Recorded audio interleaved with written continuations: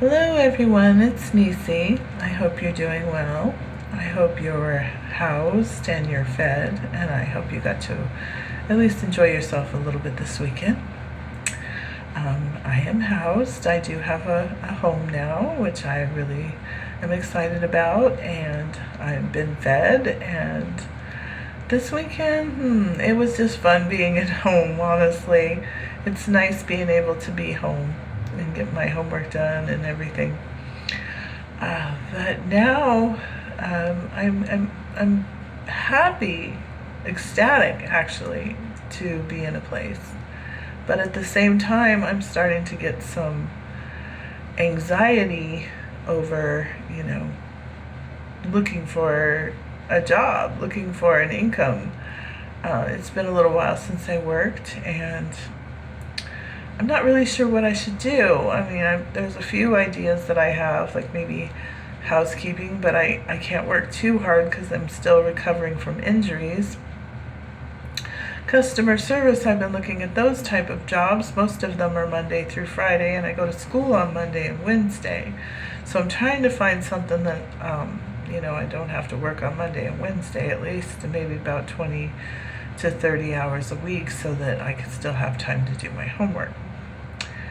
So I have been looking, like I said, at customer service jobs and looking at housekeeping jobs, and so far I just haven't really found anything.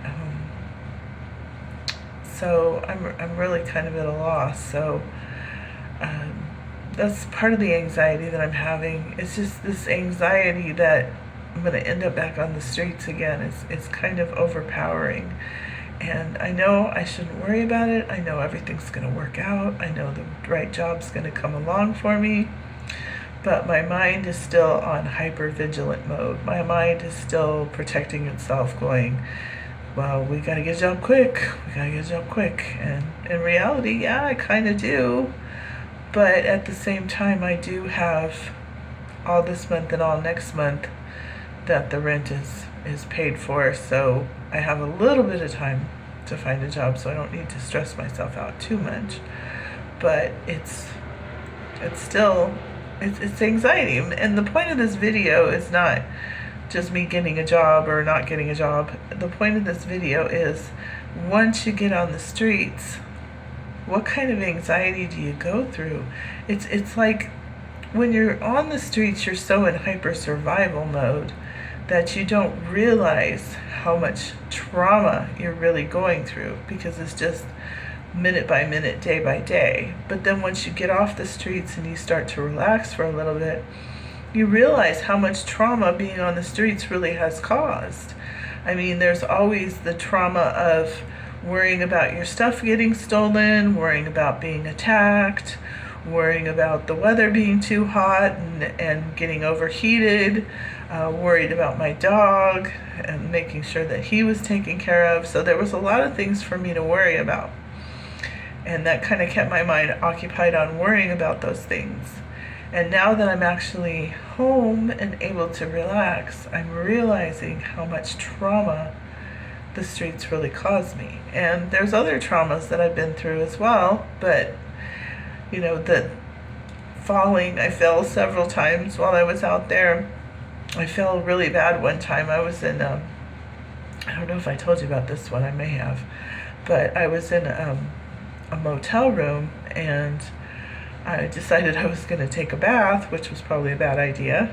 And but I was able to take the bath and everything, but it was really difficult for me to stand up, because especially at the time, and even still, I have injuries in my legs, and it makes it difficult for me to walk. It makes it difficult for me to get up off the ground.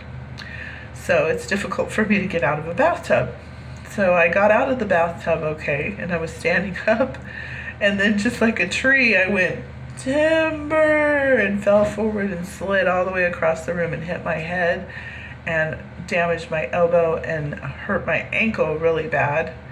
And so I was quite injured from that fall. But did I go to the hospital? No, I didn't go to the hospital. I went and lay back down in the bed because I was like, I'm in my motel and I don't want to leave this motel. because I'm crazy like that sometimes.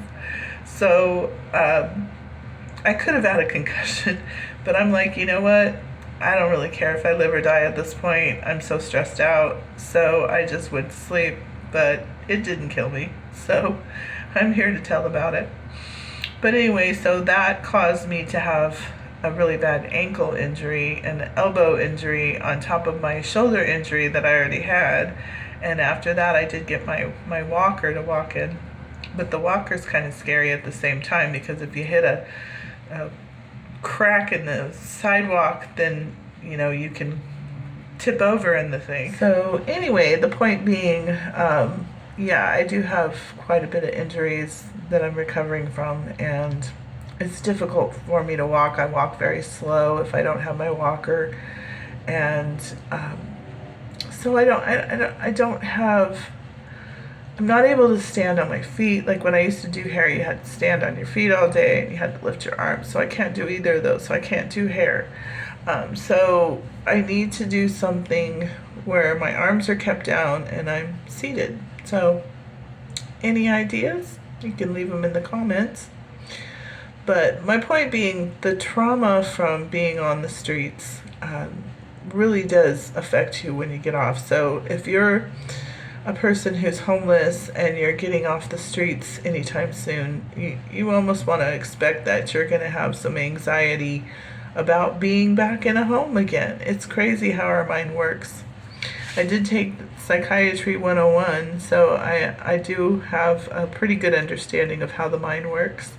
And I know that when you're in survival mode for an extended period of time, sometimes you can get stuck in that survival mode. Your hypothalamus gland gets on hyper vigilance and it wants to constantly look for something that's going to harm you and keeps you on a hyper vigilant mode. So that's kind of where I am now. So even though it's like I'm in a home, I'm still trying to come down from all these traumatic things that I went through, and at the same time I'm going to school and I'm trying to look for a job. So really you need about a month at least to recover before you do too much. But at the same time, sometimes just getting on with your life actually helps you not think about things that are traumatic and helps you to feel a little more safe and secure. So I think once I do get a job, I'll feel a little more safe. I think the reason I don't feel safe now is because I don't have a job.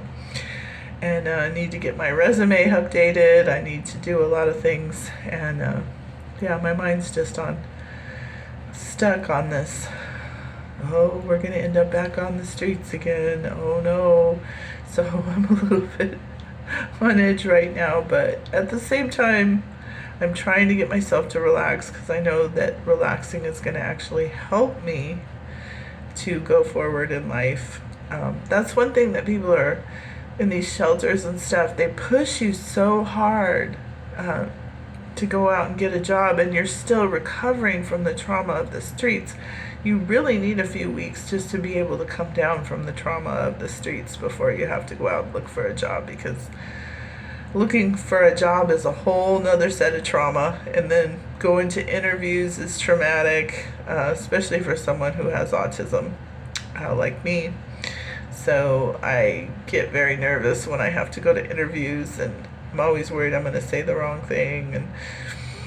But somehow I get through it, so it's okay, and I'm going to be fine, and I know I'm going to be fine. But it's just the next chapter in my life that I'm going through now. And so I thought I'd share this with you, and for other people too that are in the same situation, that are on the streets and are maybe coming off the streets, moving into a shelter or their own apartment, so they kind of know what to expect, that everything doesn't just go away once you get off the streets. There's still a lot of things you're going to have to deal with. So anyway, I appreciate you listening, and I hope you have a wonderful day. And please do subscribe to my channel, and like the video, and leave a comment if you enjoy my content. And have a wonderful day.